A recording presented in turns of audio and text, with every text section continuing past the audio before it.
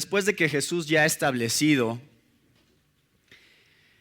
qué es lo que hacen los hipócritas, lo que hacen los escribas y fariseos,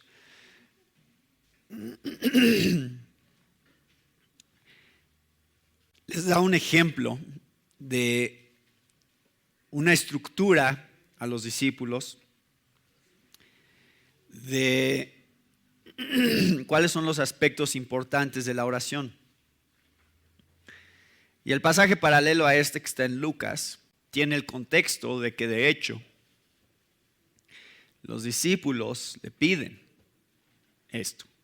Dicen, Señor, enséñanos a orar. Esta era la petición. Y Jesús lo hace. Él dice, a ver, les voy a explicar cómo se ve esta relación que tenemos con Dios al momento de acercarnos a Él y hablar con Él. ¿Cuáles son las características, los principios que hay de una relación de un hijo de Dios con su Padre? Y como ya les decía, ya les había explicado esto, Jesús fue completamente innovador en la manera de referirse a Dios. Lo vimos un poquito la semana pasada. Hoy solo vamos a ver el versículo 9, porque de hecho en el versículo 9 contiene muchas cosas que quiero que establezcamos claramente y con la que quiero que nos quedemos ahorita para entender lo que viene después. Dice, vosotros pues oraréis así: Padre nuestro que estás en los cielos, santificado sea tu nombre. Venga tu reino, hágase tu voluntad como en el cielo, así también en la tierra. El pan nuestro de cada día, dánoslo hoy. Y perdónanos nuestras deudas, como también nosotros perdonamos a nuestros deudores. Y no nos metas en tentación, mas líbranos del mal, porque tuyo es el reino y el poder y la gloria por todos los siglos. Amén. Esta es la oración que hace Jesús. Y es sencilla, es simple, no es lo que ellos estaban acostumbrados a escuchar de parte de los fariseos, de parte de los escribas. Oraciones largas, complicadas de recordar, oraciones que tardaban mucho tiempo, eran largas y repetitivas. Y por eso es que Jesús les acaba de decir, ¿se acuerdan? Versículo 7. Orando, no uséis vanas repeticiones. Entonces, el principio está claro, no se trataba de... Jesús no estaba diciendo, a ver, van a repetir esta oración. Cada vez que quieran orar, repitan lo que yo les voy a decir que tienen que decir. No, les está estableciendo un principio, una base sobre de la cual pueden y deben orar. ¿Cómo sabemos esto? Bueno, Jesús mismo no hacía esta oración cada vez. Jesús, Juan 17, que es una oración, una de las oraciones más largas registradas de Jesús en la Biblia, es una oración que pues no contiene los mismos principios del Padre Nuestro. Es decir, cualquier oración que tú puedas hacer va a contener los conceptos que están dentro del Padre Nuestro. Puedes orar 4 horas si quieres, pero nada de lo que ores en esas 4 horas se va a salir de los principios que vamos a ver aquí. Y Jesús en Juan 17 oró una oración que tiene todos los principios del Padre Nuestro. Pablo hizo oraciones que están registradas en la Biblia y también sus oraciones contienen los principios establecidos en el Padre Nuestro. Entonces, esta oración del Señor, que más bien deberíamos llamarla la oración de los discípulos, porque como vamos a ver más adelante, hay una parte de esta oración que Jesús no podía orar. ¿Cuál creen que es?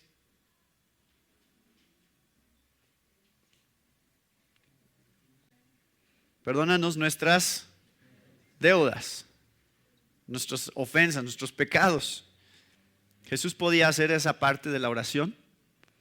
No, en realidad Jesús no ora así él mismo con el Padre, pero establece este principio para sus discípulos. Dice, ustedes oren así.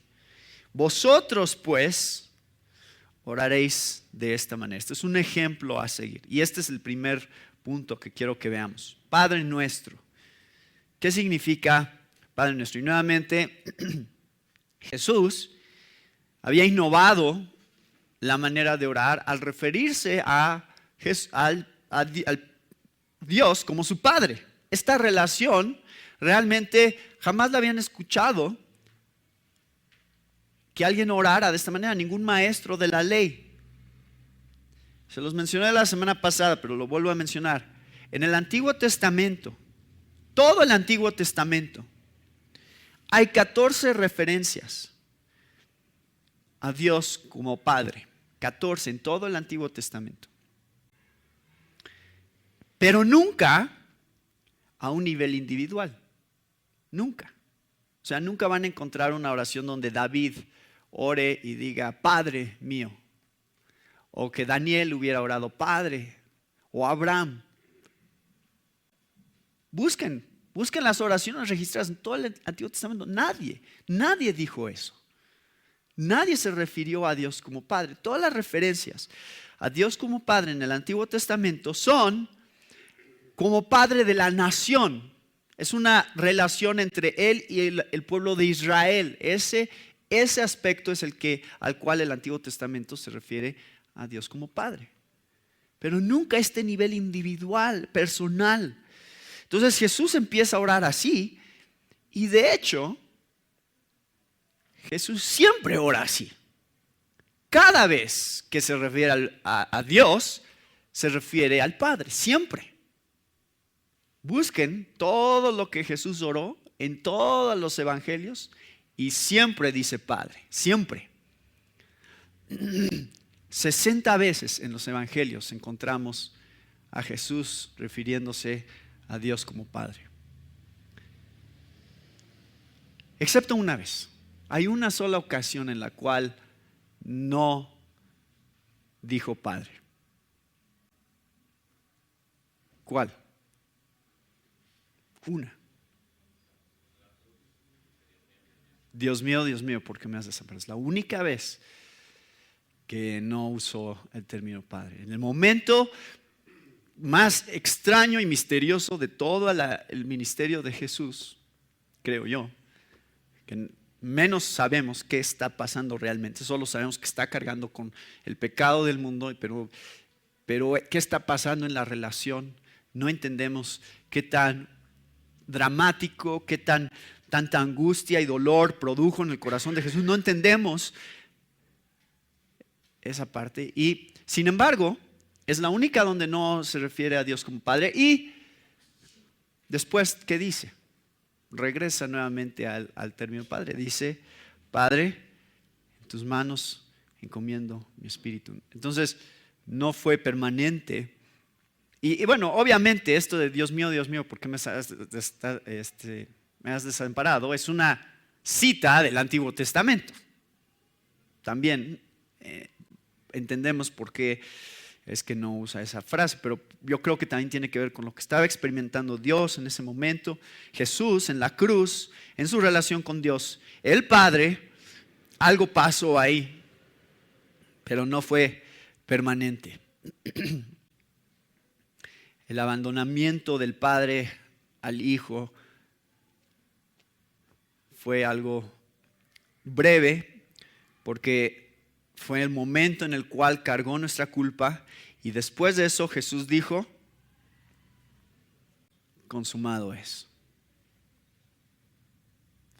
Entonces, Jesús hace esta referencia, Jesús pone el ejemplo a seguir y le dice a los discípulos, ustedes oren así. Esto les molestaba mucho a los líderes porque lo veían como una blasfemia casi. Estas referencias al Padre en el Antiguo Testamento son referencias a Padre pues como Señor, o sea, alguien que está por encima de nosotros.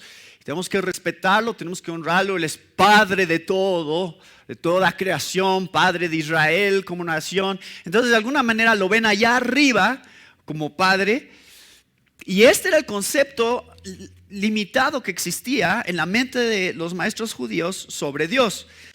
Entonces, esta manera íntima de Jesús hablar con el Padre, que se refleja en la palabra Abba, que vamos a ver en un momento, no era la palabra común que se usaba para padre. Era otra palabra mucho más familiar. Término que se usaba en una relación entre padre e hijo a este nivel de familia. Como mis hijos me hablarían a mí. Entonces, algo diferente hay aquí. Y a lo mejor nosotros estamos acostumbrados, no lo percibimos, pero los maestros de la ley sí lo percibían. Vean lo que dice Juan 5:18, que de hecho confirma las sospechas que tenían estos líderes de que Jesús de hecho estaba insinuando su deidad. Porque dice, entonces, por esta causa, los judíos aún más procuraban matarle. Porque no solo violaba el día de reposo, sino que también llamaba a Dios su propio Padre, haciéndose igual a Dios. A los judíos no les gustaba eso. ¿Cómo te atreves a hablar de esa manera con Dios? ¿Que no entiendes que Él es tan grande, tan poderoso, tan trascendente, que no tenemos derecho a acercarnos a Él de esa manera?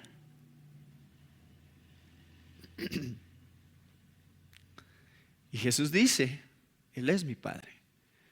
Yo lo conozco de una manera que ustedes nunca han visto a nadie conocerlo.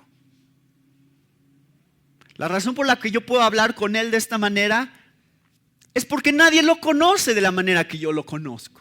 Ustedes no saben la clase de intimidad que existe en mi relación con Él.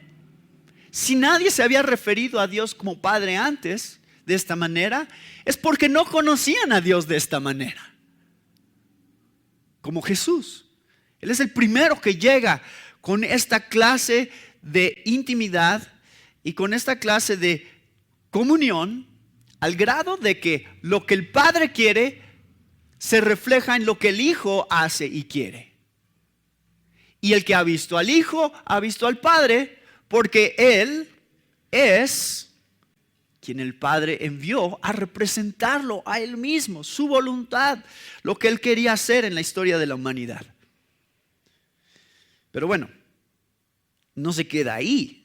No se queda Jesús diciendo, miren mi relación con el Padre, sino que extiende una invitación a nosotros y nos dice, ustedes pueden llamarlo de la misma manera. Ustedes, no solo los estoy autorizando decirle Padre, les estoy dando un mandamiento, díganle Padre. Por eso dice, vosotros pues oraréis así, díganle. De la misma manera que yo me he estado refiriendo a Él, ustedes también refiéranse a Él. Entonces los discípulos están escuchando esto. O sea, yo quiero que sientan la fuerza de lo que Jesús está haciendo con el Padre nuestro. Lo diferente, lo nuevo, lo radical que esto debería haber sonado a los judíos del primer siglo. Ahora, como vimos la semana pasada, todo lo que es la oración gira en torno de esta pregunta. ¿Con quién estás hablando? La pregunta más importante sobre la oración. El entender quién es y cómo me relaciono con Él.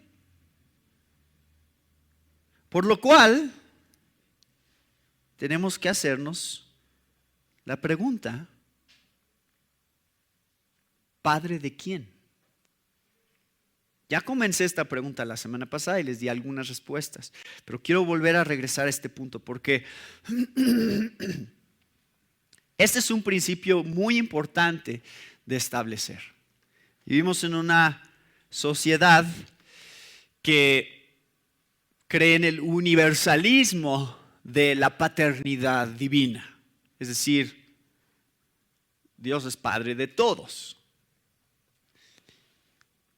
Y yo solo quiero mostrarles que cuando Jesús dice, oren así, Padre, asume que ya existe esta relación, pero que esta relación no es la que todos tienen con Él. ¿Quiénes son hijos de Dios? Esa es la pregunta. Y si ustedes encuentran a alguien que diga, estuvimos platicando con unos mormones hace unas semanas y ellos tenían este concepto, me acuerdo, esto fue parte de la conversación, ellos decían, pues es que Dios es padre de todos. Y les dije, no es padre de todos. No, ¿cómo que no? Bueno, ya nos metimos a platicar de ese tema. Bueno, déjenme explicarles, si ustedes se encuentran en esa posición de tener esa conversación con alguien que diga, Dios es padre de todos, muéstrenles en la Biblia cómo es que Dios no es padre de todos. Vayan a Mateo 11, 27, porque quiero que vean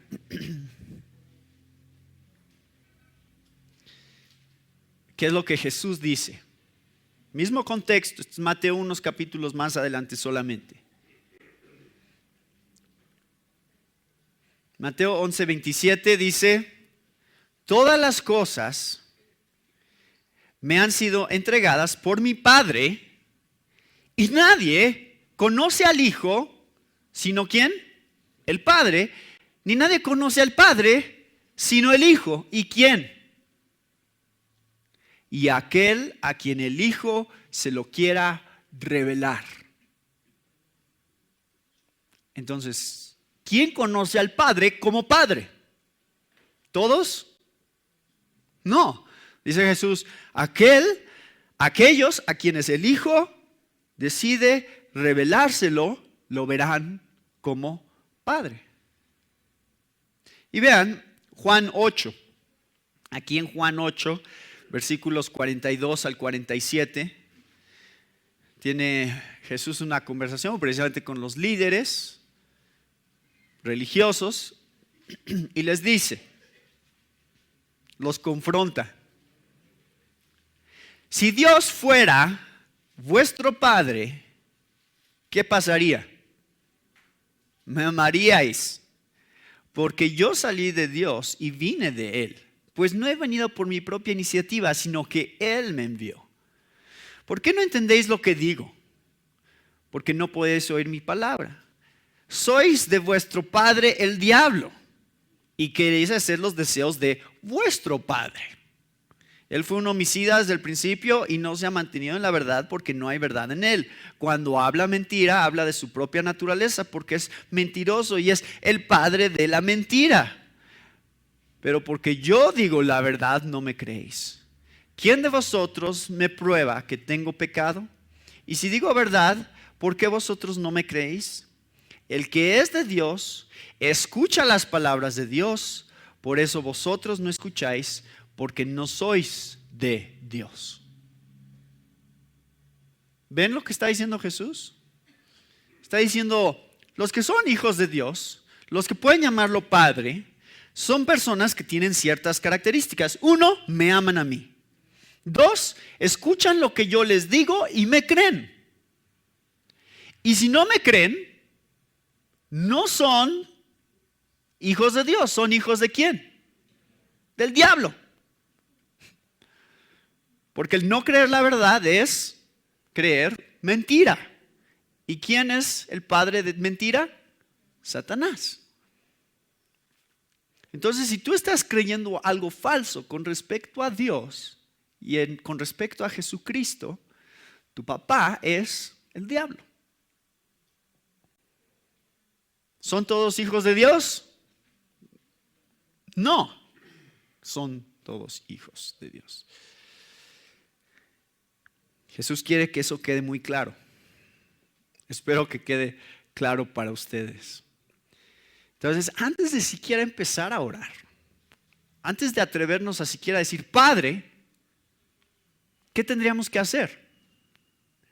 Regresarnos un paso y decir, a ver, ¿qué es lo que voy a decir aquí? Voy a decir, Padre. ¿Puedo decirle Padre? ¿Qué es lo que me da el derecho de hablarle de esta manera? Bueno, existen dos familias en el mundo. Para los niños que están estudiando Romanos 5, ahí viene más sobre este tema, pero existen dos familias.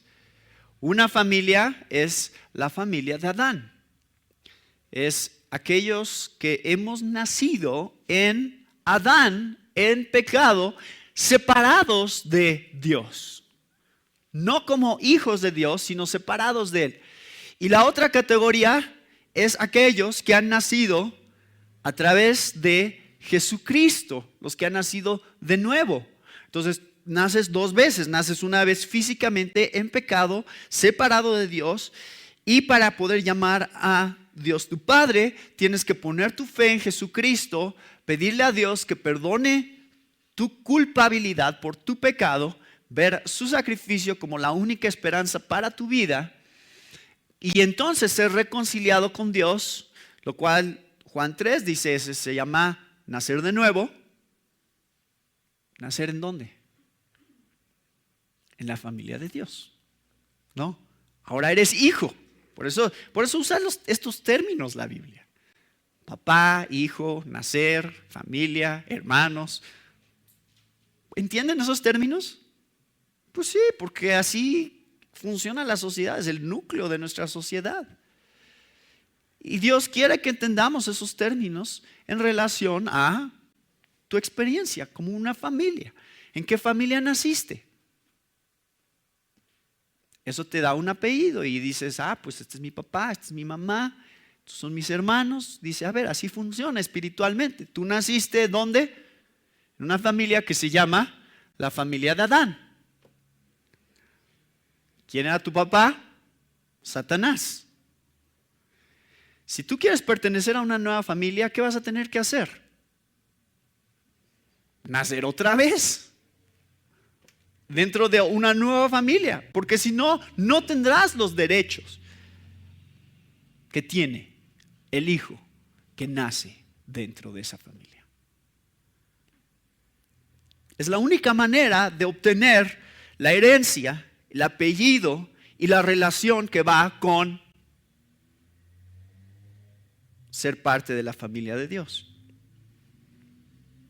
Entonces, vean lo que la Biblia nos está mostrando de cómo Dios habla. Por ejemplo, al pueblo de Israel les habló de esta manera, como los que tenemos hijos entendemos qué es lo que está diciendo. Oseas 11, versículos 3 y 4. Sin embargo, yo enseñé a andar a Efraín, yo lo llevé en mis brazos, pero ellos no comprendieron que yo los sanaba. Con cuerdas humanas los conduje, con lazos de amor, y fui para ellos como quien alza el yugo de sobre sus quijadas. Me incliné y les di de comer. Todas estas son características de lo que un papá hace por sus hijos. Por eso es que dice en el versículo 8, Oseas 11, ¿cómo podré abandonarte, Efraín? ¿Cómo podré entregarte, Israel? ¿Cómo podré yo hacerte como Adma?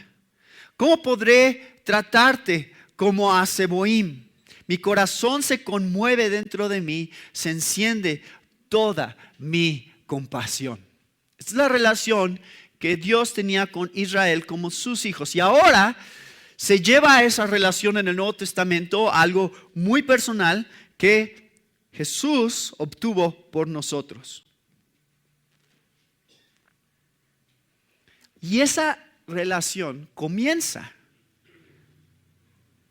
con el arrepentimiento.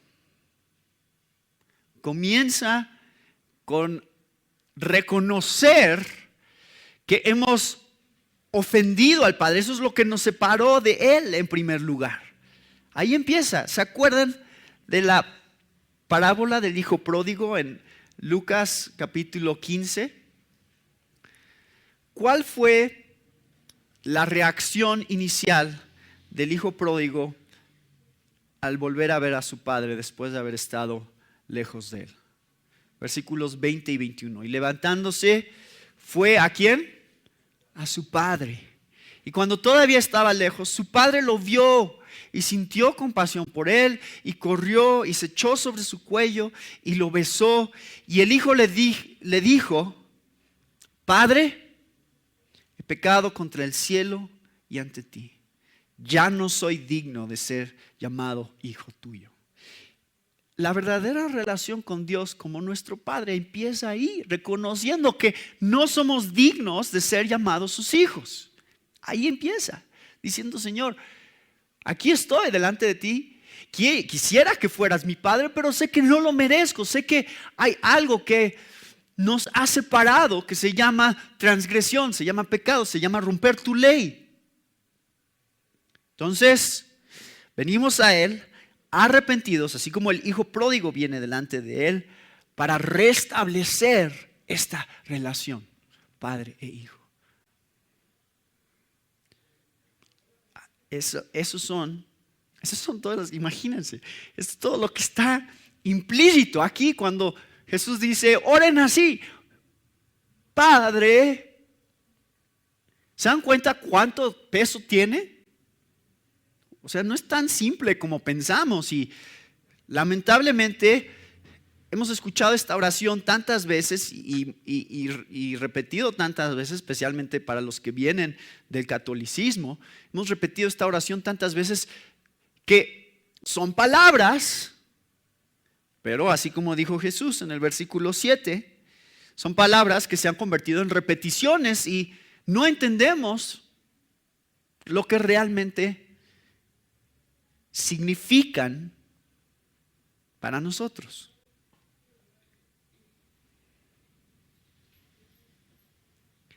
Él es un padre.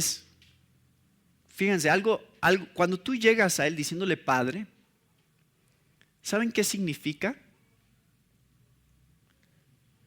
Que Él te ama como un hijo. Y que Él está más dispuesto y más emocionado sobre contestar nuestras oraciones de lo que nosotros lo estamos. Él quiere hacerlo. O sea, él está preparado. Él dice: ven a mí porque quiero contestar tu oración. Es lo que le place a un padre hacer por sus hijos. Suplir sus necesidades, tener una relación con ellos. Así que, para decir Padre nuestro, entendemos que está implicada aquí una nueva relación, una nueva manera de relacionarte con Dios que no es natural, no existe normalmente en este mundo, al menos que hayan conocido a Jesucristo como el vínculo entre ellos y Dios. La única manera. Es una nueva relación, y quiero nada más mostrarles varios aspectos que podemos ver en esta nueva relación. Uno es que hemos sido adoptados. Esta es una expresión de gracia en relación al Padre. ¿Por qué? Efesios 2:1 dice: y Él os dio vida a vosotros que estabais muertos en vuestros delitos y pecados, en los cuales anduvisteis en otro tiempo, según la corriente de este mundo, conforme al príncipe de la potestad del aire, o sea, hijos de Satanás. El espíritu que ahora opera en los hijos de desobediencia. Eso eras tú. Entre los cuales también todos nosotros en otro tiempo vivíamos en las pasiones de nuestra carne, satisfaciendo los deseos de la carne y de la mente. Y éramos por naturaleza hijos de ¿qué? de ira. O sea, ahí estaba esa separación del padre. No era la relación de papá e hijo, era la relación de juez y culpable, condenado por la ley misma. Esa era la relación que teníamos con él. Estábamos viviendo en desobediencia, habíamos roto su ley, hijos de ira de Dios. Entonces, Dios, para restaurar esa relación, ¿qué tuvo que hacer? Si esto es lo que naturalmente era, decíamos, a ver, éramos hijos de ira, ¿qué tuvo que hacer Dios en realidad para convertirnos en sus hijos? Adoptarnos. Eso es lo que tuvo que hacer. Tuvo que decir, pues, tú naciste en otra familia. Tú eres hijo de alguien más. Pero yo voy a hacer el procedimiento legal necesario para que tú pases de ser de esa familia a la mía, te conviertas en mi hijo. Les digo, entendemos estos términos. Sabemos qué significa que alguien adopte a un niño. Entendemos eso. Y es la figura más bíblica que existe sobre lo que Dios hace con nosotros. Nos ha adoptado. Es una expresión de gracia. Cuando nosotros no lo merecíamos, estábamos viviendo en tinieblas, en oscuridad, en desobediencia, hijos de ira, y aún así Dios dice, no, tú serás mío. Lo cual nos lleva a otro aspecto, una vez que hemos pasado a esta familia, que es lo que ya les dije, este aspecto de la palabra que usa Jesús cuando hace esta oración, cuando Él habla con Dios y le dice, Padre. Usa una palabra que es esta palabra, Abba, que era la palabra común entre niños y sus padres. Una expresión de cercanía, de que yo te conozco, de que sé quién eres, de que me identifico contigo. Algunos traducen Abba como decir papito, lo cual tiene algo de verdad. Sin embargo, la expresión Abba no solamente es una expresión de cariño, es una expresión de cariño, pero es también una expresión de respeto. Entonces, de hecho, algunos comentaristas dicen la mejor traducción de Abba es amado Padre, o mi muy querido papá. Es decir, hay cercanía, hay esta relación íntima y sin embargo, también un sentido de entender correctamente esta relación. En un momento vamos a llegar a eso. Pero quiero que vean lo que dice Romanos 8, versículos 15 al 17, que hablan acerca de esta expresión, que dice, pues no habéis recibido un espíritu de esclavitud para volver otra vez al temor, sino que habéis recibido un espíritu de adopción como hijos, por el cual clamamos, Abba Padre. El Espíritu mismo da testimonio a nuestro espíritu de que somos hijos de Dios. Y si hijos, también herederos, herederos de Dios y coherederos con Cristo, si en verdad padecemos con Él, a fin de que también seamos glorificados con Él. Ustedes han sido adoptados, han recibido un espíritu de adopción. El Espíritu está dándote testimonio y te está diciendo, sí, sí es tu papá. Eso es lo que está haciendo el Espíritu, convenciéndonos de que esto es real, de que esta relación efectivamente es la manera en que tú te puedes relacionar con Dios. Y vean lo que dice Gálatas 4, versículos 6 al 8. Ya llegaremos a esto los miércoles en nuestro estudio de Gálatas. Dice, y porque sois hijos, Dios ha enviado el Espíritu de su Hijo a nuestros corazones, clamando, Abba Padre. Por tanto, ya no eres siervo, sino hijo. y si hijo, también heredero por medio de Dios. Pero en aquel tiempo, cuando no conocíais a Dios, erais siervos de aquellos que por naturaleza no son dioses.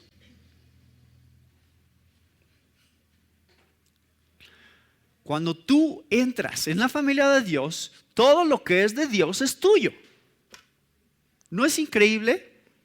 Y eso es la razón por la cual tenemos confianza sobre el futuro, porque el futuro está en manos de Dios. Y si Él es nuestro papá, entonces, ¿a qué le temes? Es de Él, de tu papá está el control de todas las cosas. No, es como si fueras a una escuela y dijeras, híjole, a ver si no me corren de la escuela. Pero adivina qué, tu papá es el dueño de la escuela. Entonces, ¿te van a correr? No. Yo no sé si es un buen ejemplo, pero la realidad de la herencia que hemos recibido por el mérito de Cristo, reconciliándonos con Dios, es una de las verdades más increíbles de la vida cristiana. Porque ¿qué hiciste tú? ¿Cómo obtuviste esa herencia? ¿Qué te da el derecho de reclamar el universo como tuyo? ¿Puedes hacerlo? Pues no sé, pensaríamos que está loco alguien si dice, todo el universo es mío, ¿no? Sin embargo, al estar en la familia de Dios, eso es algo que realmente podemos decir. Sí, todo el universo es nuestro porque es de nuestro papá. Él es dueño y yo soy su hijo, así que Él me da lo que es de Él. Comparte conmigo todo lo que Él tiene.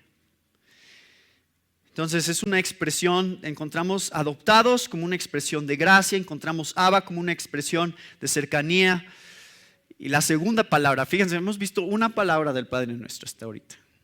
Segunda palabra, dice Jesús, Padre nuestro. Lo cual implica que somos parte de una familia. O sea, no estamos solos.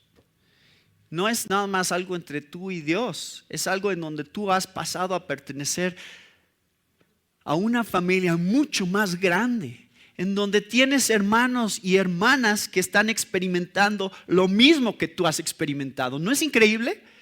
Que no es una experiencia aislada, sino que la podemos compartir con otros y podemos decir, sí, nos gozamos. Cuando estamos cantando en la mañana, eso es lo que estamos cantando. Estamos celebrando que todos somos parte de una familia y podemos cantar esas palabras con la misma confianza todos, porque tenemos al mismo espíritu todos y hemos sido perdonados todos por la misma sangre de Jesús. Somos una familia. De ahí surge esta cuestión de cómo nos relacionamos unos con otros. Padre nuestro. Si es nuestro Padre de todos los que hemos creído en Él, entonces no puedo pensar nada más en términos de Él. Y yo tengo que pensar en cómo esto se ve en mi vida con los demás. Va a venir eso en un momento o más adelante en el Padre Nuestro. Pero también ya lo hemos estado viendo en todo el Sermón del Monte. A Jesús le importa cómo te relacionas con otros. Pero no es hermoso, nos identificamos, decimos, mira, yo confío en el mismo Dios que tú confías. Y yo doy testimonio de las cosas que Él ha hecho por mí y yo puedo ser de ánimo en tu vida sobre cómo tú también puedes confiar en Él. Esta relación, padre e hijo, esta dependencia total que podemos tener todos como iglesia en Dios. Cuando, ahora ya, como que ya los 3 de mis hijos saben nadar. Evan ahí va, pero sí, ya, más o menos. Pero yo recuerdo por mucho tiempo, si íbamos a nadar y la alberca estaba hondo y no alcanzaban, yo me paraba ahí y ellos estaban parados ahí en la orilla y saltaban a mí y yo los agarraba. Y por supuesto, si yo no estuviera ahí, no se atreverían a hacer eso porque sabían que está hondo y saben que no pueden nadar. Pero el hecho de que yo estuviera ahí les da un nuevo nivel de confianza, ¿no? Un nuevo nivel de saber lo que son capaces de hacer. No porque sabían nadar, no porque de repente aprendían a hacerlo, sino por quién estaba con ellos. Podían saltar con toda la confianza del mundo sabiendo que su papá los agarraría y no dejaría que se ahogarían. Y todos juntos, ¿entienden? O sea, todos juntos estamos aquí diciendo, todos podemos hacer eso como iglesia. Todos podemos tener ese nivel de confianza en nuestro Dios, de no tener miedo del futuro, de no tener miedo de las circunstancias, de poder confiar total y absolutamente en un Dios soberano que tiene el control de todas las cosas. Animarnos unos a otros. Entonces la vida de oración no es nada más privada, también es pública porque somos una familia. Y ya vimos, debe de ser principalmente privada porque en realidad sí tenemos una relación personal e íntima con Dios, pero se refleja en la comunidad cristiana todos juntos. Confiando absolutamente en un Dios soberano, en el cual podemos depender. Este ejemplo que les di es lo que se conecta con lo que viene. Padre nuestro, que estás en los cielos.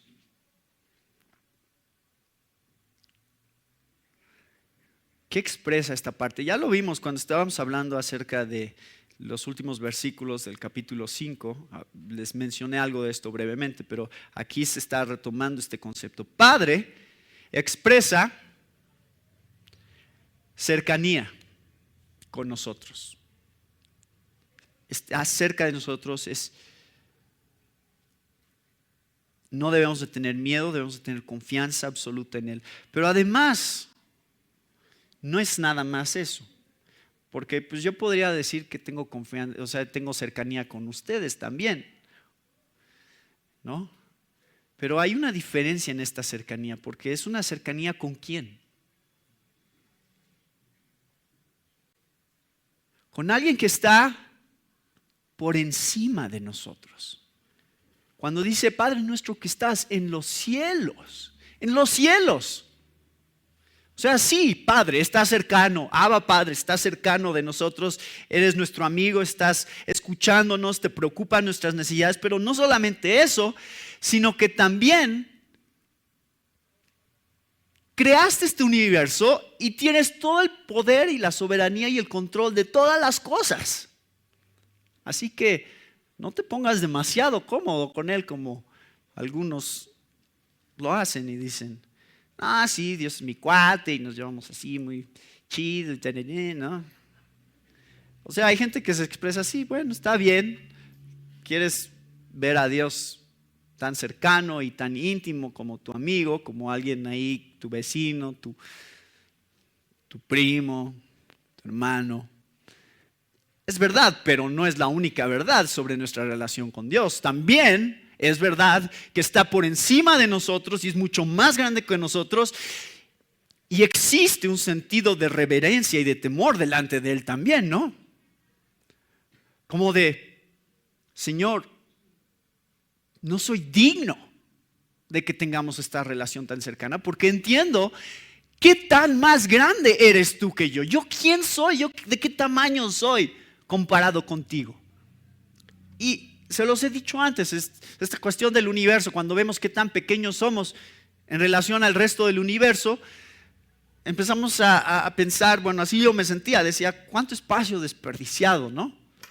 Si tenemos más espacio, pues ¿por qué no hace más grande las cosas Dios? Nuestro mundo pues, podría haberlo hecho más grande y todos un poquito más grandes, pero ¿haría diferencia? No importa qué tan más grandes nos hiciera Dios, seguiríamos siendo insignificantes comparados con lo que hay que representa a Dios mismo. ¿Entienden? O sea, no hay manera de que no nos sintamos pequeños. No hay manera. porque somos pequeños y porque la diferencia entre nosotros y Dios es abismal. Entonces, que estás en los cielos es una expresión de trascendencia. Dios trasciende al hombre. Dios está cerca del hombre. Dios tiene una relación íntima con el hombre, pero también trasciende al hombre. En esa expresión se establece su soberanía y también, fíjense esto es muy importante porque se acuerdan este ejemplo de nuestra confianza en Dios, de saber que sí nos responderá, de saber que sí sabe qué es lo mejor que hay para nosotros. ¿Se acuerdan? Versículo 8. Vuestro Padre sabe de qué cosas tenéis necesidad antes de que vosotros le pidáis. ¿Cómo sabes que Dios ya sabe lo que necesitas? ¿Cómo sabes? Porque es el Padre que está en los cielos. Por eso sabes. Porque es más grande que tú. Porque trasciende a ti, trasciende al mismo tiempo. El tiempo no controla a Dios. Y si el tiempo no controla a Dios, la muerte no controla a Dios, la falta de conocimiento no limita a Dios. Entonces, ¿qué? ¿Tienes confianza? ¿Puedes depender de Él?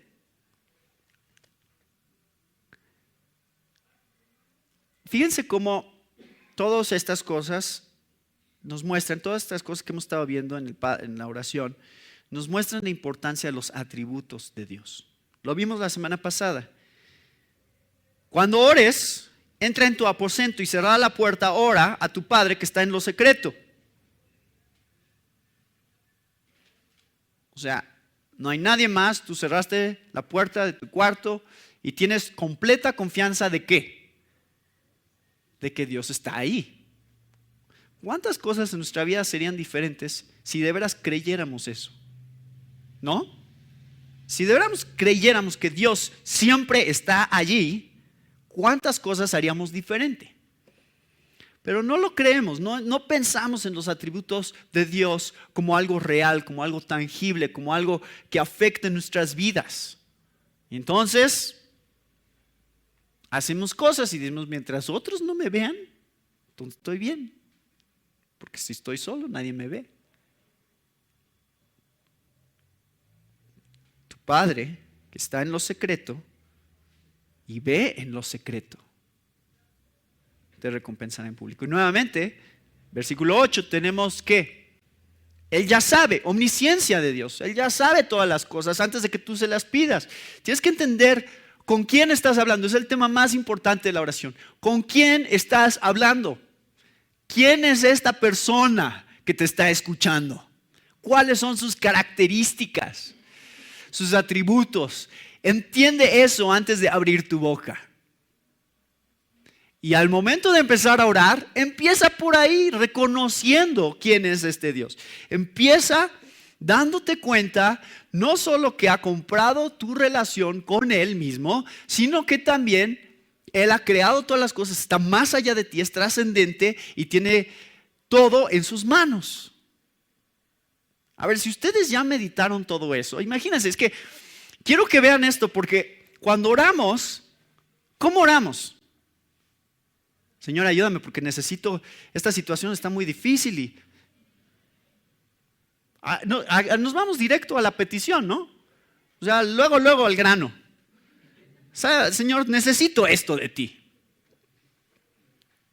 Así oramos normalmente y dice Jesús, está bien, no es que no puedan hacerlo, pero si se detuvieran primero a pensar con quién están hablando, si se detuvieran primero a pensar cuál es esta relación que tenemos con Él, quién es Él,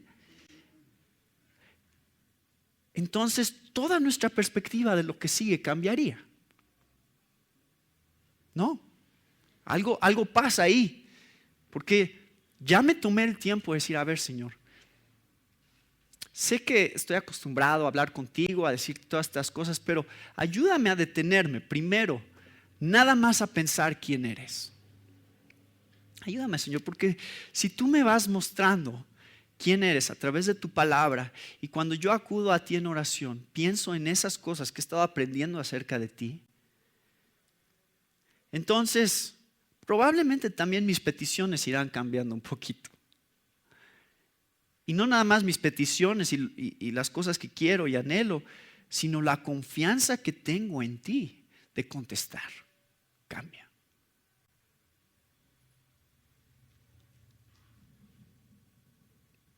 Entonces ahí está, Padre nuestro que estás en los cielos. Hasta ahí vamos. ¿Qué dice?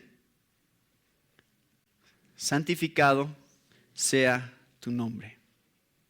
Santificado sea tu nombre. Dice Éxodo 20, estamos viendo los 10 mandamientos aquí en Éxodo 20. Yo soy el Señor tu Dios que te saqué de la tierra de Egipto, de la casa de servidumbre. No tendrás otros dioses delante de mí, no te darás ídolo ni semejanza alguna de lo que está arriba en el cielo, ni abajo en la tierra, ni en las aguas debajo de la tierra. No los adorarás ni los servirás, porque yo, el Señor tu Dios, soy Dios celoso, que castigo la iniquidad de los padres sobre los hijos hasta la tercera y cuarta generación de los que me aborrecen. Y muestro misericordia a millares, a los que me aman y guardan mis mandamientos. Por lo tanto, no tomarás el nombre del Señor tu Dios en vano, porque el Señor no tendrá por inocente al que tome su nombre en vano. Creo que este es el principio que está siendo desarrollado cuando Jesús dice: digan, Padre nuestro que estás en los cielos, santificado sea tu nombre. Ayúdame a no tomar tu nombre en vano, a entender quién eres realmente y a vivir lo que significa santificar tu nombre. Así que nos preguntamos, ¿cómo funciona eso? ¿Cómo se santifica un nombre? ¿Cómo se santifica el nombre de Dios? ¿Podemos hacer que Dios sea más santo de lo que es? No.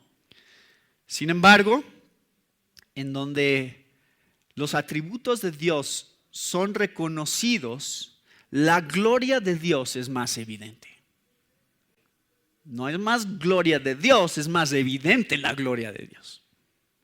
¿No? O sea, quisiéramos, es nuestra oración cada vez que nos reunimos a alabar a Dios y estamos aquí cantando, que Dios, la gloria de Dios, los atributos de Dios sean más evidentes a la gente. Que a través de nuestras vidas el nombre de Dios esté siendo santificado. ¿Por qué? Porque estamos proclamando lo que es realmente. Conózcanme como quien soy. Y en toda la Biblia, en toda la Biblia, encontramos, miren, Dios le dijo a Adán, en el huerto del Edén, le dijo, a ver, ponle nombre a todos los animales, ¿no? Y entonces está Adán examinando las características de cada animal y diciendo, creo que este nombre queda porque describe algo de cómo es este animal. Así fue.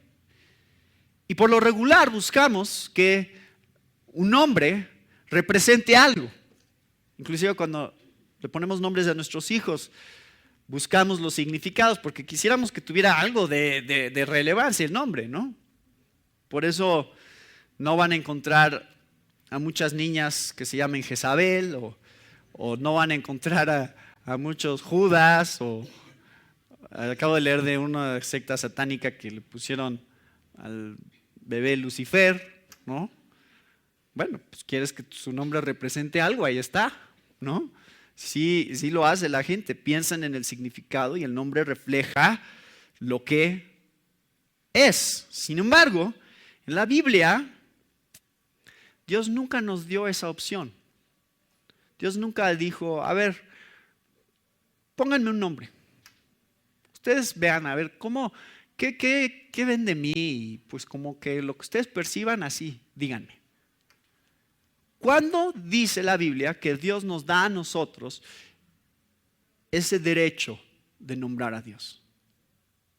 Nunca. Dios nunca le dice a su pueblo, ustedes pónganme un nombre. Dios ha dicho cómo se llama Él. Y dice, santifiquen ese nombre. Pónganlo en otra categoría de nombres. No es igual que sus nombres. No es igual que los nombres de los animales. No es igual que los nombres de las plantas. No es igual que los nombres de los países. Todos esos nombres representan cosas. Pero comparado con lo que mis nombres representan, eso no es nada. Mi nombre debe de ser santificado porque lo que representa va más allá de cualquier otra cosa creada. Eso es lo que dice Dios. Y en Isaías 29, 22 al 24 leemos, por tanto, el Señor que redimió a Abraham dice así acerca de la casa de Jacob. Jacob no será ahora avergonzado, ni palidecerá ahora su rostro, porque cuando vea a sus hijos, la obra de mis manos en medio suyo, ellos santificarán mi nombre. Ciertamente santificarán al Santo de Jacob y tendrán temor al Dios de Israel. Los descarriados de espíritu conocerán la verdad y los murmuradores aceptarán instrucción. Dios dice, escucha quién soy y santifica ese nombre delante de todos. Entonces nuestra oración debe ser, Señor, ayúdame a entender lo que significa tu nombre, principalmente aquí, ¿cuál es ese nombre? Padre, ¿no? Le acabamos de decir así. Principalmente ayúdame a identificar tu nombre y a santificar lo que representa ese nombre en mi vida. Este libro que tengo es diccionario de los nombres de Dios el Padre. Todo el libro es nombres que la Biblia le da a Dios el Padre. Y solo para darles una idea de los que hay en el Antiguo Testamento, hay una sección de Antiguo y hay una de Nuevo, pero solo para darles una idea, encontramos nombres obviamente como Jehová o Yahvé, que es ese nombre de autosuficiencia. Yo soy el que soy, aplicado solo al único y verdadero Dios. Y también aquel que existe por sí mismo, uno y fuerte. Tenemos Elohim, Dios poderoso, Dios fuerte. Adonai, Señor, su soberanía. Tenemos una cantidad de nombres que cada uno está mostrándonos una característica de Él. Jehová Jireh, que es el Dios que provee. Jehová Rafa, el Dios que sana. Jehová Nisi, el Señor nuestra bandera. Jehová Shalom, el Señor nuestra paz. Jehová Raá, el Señor nuestro pastor. Jehová Tsidkenu, ¿verdad? Jehová nuestra justicia.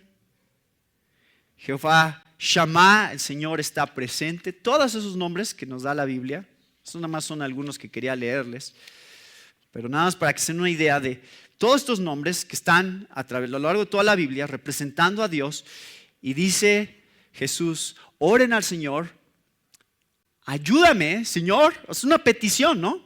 Santificado sea tu nombre. Yo te estoy pidiendo que tu nombre sea santificado. ¿Dónde? ¿Dónde debe de ser santificado? En mi vida, ¿no? Santifica tu nombre en mi vida. Es decir, en todas las cosas que yo te voy a pedir, Que ese sea el propósito final, tu gloria, tu honra. Y eso es lo que leímos en Éxodo 20. Así que son 3 cosas, con eso vamos a terminar. 3 cosas en las que Dios es santificado en nosotros. Una, en lo que creemos acerca de Dios. Por eso es importante su nombre, porque es importante creer lo correcto sobre Dios. No es nada más algo ambiguo allá afuera, como que Dios dice, pues a ver, tú como tú me veas, ese es Dios para ti. Como ustedes, los budistas tienen su propia versión de Dios, los hinduistas su versión de Dios, los mormones su versión de Dios, pero al final de cuentas todos son Dios. ¿Todos son Dios? No, Dios dice, yo tengo un nombre y yo te digo cómo soy, tú no decides cómo soy yo. Esa es mi autoridad para dar. Tú puedes decirme así. No me cambies el nombre, no digas, bueno, Buda o Alá, o yo decido qué nombre darte. Dios dice, no, yo tengo un nombre, yo decido, y lo que dice mi nombre sobre mí es lo que tú debes de creer sobre mí.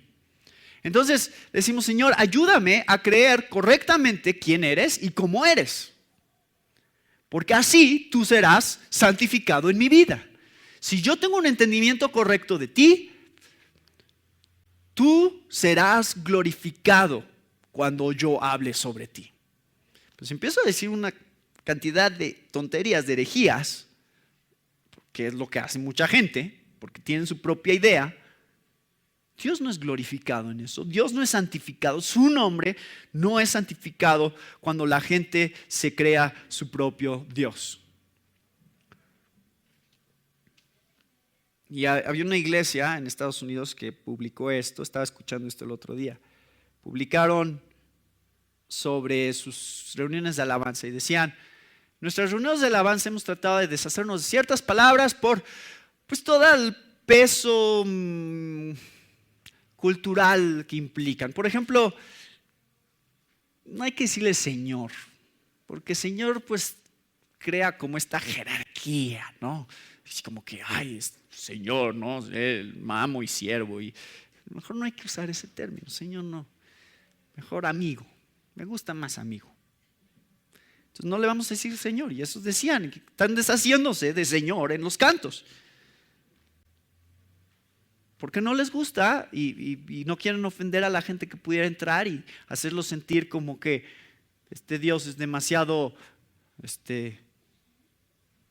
poderoso. No sé, ¿qué es lo que? Pero Dios está diciendo yo soy Señor. Entonces tú no decides si no me quieres llamar Señor o no. Ese es mi nombre y dice algo sobre mí. Y si tú quieres ignorar ese nombre, entonces no vas a tener una percepción correcta de quién es Dios. Entonces, afecta su nombre, el nombre de Dios afecta lo que creemos acerca de Dios. Y la otra manera también de santificar el nombre de Dios es en lo que reflejamos acerca de Dios, en lo que refleja nuestra vida. Entonces, cuando decimos, Señor, santificado sea tu nombre, ¿qué también le estamos diciendo a Dios? Que lo que ven otros en mí te refleje a ti. Eso santifica tu nombre. Vean lo que dice Ezequiel 36, otro pasaje también en relación a la santificación del nombre de Dios. Por tanto, di a la casa de Israel, así dice el Señor Dios, no es por vosotros, casa de Israel, que voy a actuar, sino por mi santo nombre, que habéis profanado entre las naciones a donde fuisteis. Fíjense lo que está diciendo Dios. No es por vosotros, Israel, que voy a actuar. ¿Por qué voy a actuar? Por mi nombre santo. Vindicaré la santidad de mi gran nombre profanado entre las naciones, el cual vosotros habéis profanado en medio de ellas. Entonces las naciones sabrán que yo soy el Señor, declara el Señor Dios, cuando demuestre mi santidad entre vosotros a la vista de ellas. Porque os tomaré de las naciones, os recogeré de todas las tierras y os llevaré a vuestra propia tierra. Entonces os rociaré con agua limpia y quedaréis limpios de todas vuestras inmundicias y de todos vuestros ídolos os limpiaré. Además, os daré un corazón nuevo y pondré un espíritu nuevo dentro de vosotros. Quitaré de vuestra carne el corazón de piedra y os daré un corazón de carne.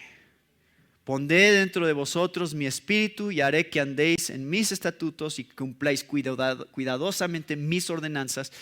Habitaréis en la tierra que di a vuestros padres y seréis mi pueblo y yo seré vuestro Dios.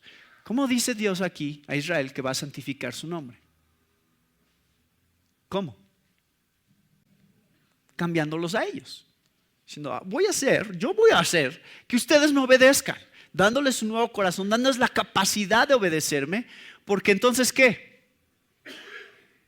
Mi nombre será santificado entre las naciones. La manera en que otros perciban mi nombre será diferente cuando los vean a ustedes. Para eso hace todo Dios, por eso nos salvó. Para santificar su nombre. Tú y yo somos parte del propósito de Dios de que su nombre sea santificado en todo el mundo. Entonces, este es el propósito final. Lo que dice Filipenses 2, 9 al 11. Dios le dio a Jesucristo un nombre que es sobre todo nombre, para que en el nombre de Jesús se doble toda rodilla de los que están en los cielos y en la tierra y debajo de la tierra. Y toda lengua confiese que Jesús es el Señor, para gloria de Dios Padre. El propósito que Dios tiene en todas las cosas es que su nombre sea santificado en todo el mundo. Y entonces nosotros oramos que su nombre, su persona sea reverenciado, sea tratado como santo, que la gente lo trate como lo que realmente es, que su gloria sea más evidente al ser reconocida. Y nuestro deseo más profundo es que Dios sea conocido como realmente es. ¿No? Mi deseo es que la gente conozca a Dios como realmente es, no como se lo imaginan, no como se los han pintado, no como este mundo trata de ponerlo, ¿no? Un señor barbón ahí en las nubes que está nada más viéndonos y esperando a ver qué puede cumplirnos. Así lo ve la gente. ¿Para qué está ahí? Pues para cumplir nuestros caprichos, para ver a ver qué se nos ocurre ahora. Para eso está. Bueno, nuestro trabajo como cristianos, al ir aprendiendo estas cosas, es que la gente sepa quién es este Dios en realidad. Es nuestro trabajo y nuestro deseo y nuestra oración tiene que empezar por ahí. Decir, Señor, ayúdame a ser un reflejo de quién eres tú realmente, que la gente te venga a ver como te has mostrado a ti mismo en la Biblia. Entonces ya no es nada más toda esta información acerca de Dios que tenemos en nuestras cabezas, ¿no? Es un enfoque en Él. Eso es la oración. Está centrada en Dios. La oración no está centrada en nosotros, está centrada en aquel con quien estamos hablando. Se trata de Él.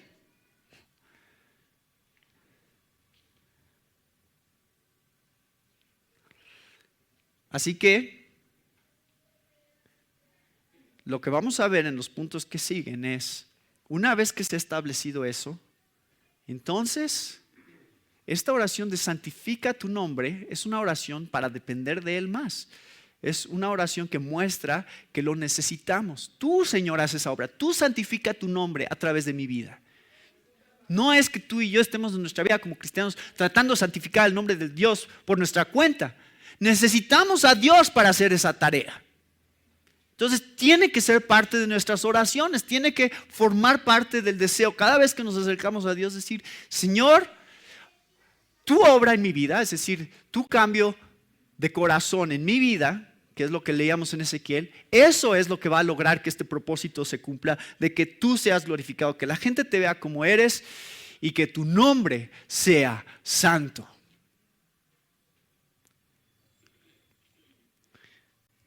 Estas son las primeras palabras del Padre Nuestro. Todo se trata de quién es con quien estás hablando. ¿Se dan cuenta? Eso es la clave de la oración. ¿Quién es este Dios? ¿Y cómo es que nos acercamos a Él? Mediante Jesucristo. Vamos a ver, no el próximo domingo, sino dentro de 15 días, cómo lo que sigue en el Padre Nuestro se relaciona ahora sí con este entendimiento correcto. ¿Dónde está lo más importante? Ya lo vimos hoy. Ahora vienen todos los demás aspectos acerca primeramente del reino de Dios, la voluntad de Dios. Todo esto ya va a caer dentro de estas categorías, de entender quién es con quien estamos hablando. Y al final, pues sí, también tenemos necesidades, ¿no? Sí, Señor, danos el pan de cada día. Pero hay algo que vino antes, que es mucho más importante.